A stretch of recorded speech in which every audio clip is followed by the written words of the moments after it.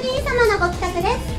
It's almost like you're Alice and you've taken the pill and you've gone through the looking glass down the wormhole. It's just a great example of what sets Tokyo apart. Something as simple as coming to a cafe and grabbing a coffee can turn into an adventure. それではこちらが最後に美味しくなりますように愛情を込めたいと思いますので、は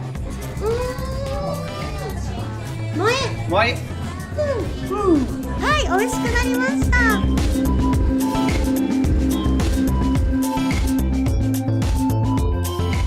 This is intriguing. Go for it.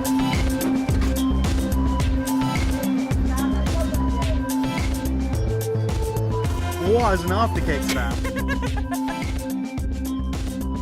ゴジラを描く予定だったんですけど、ゴジラは東映が作り出した、じゃあゴジラに代わるものは何かと思って恐竜を描いたんです。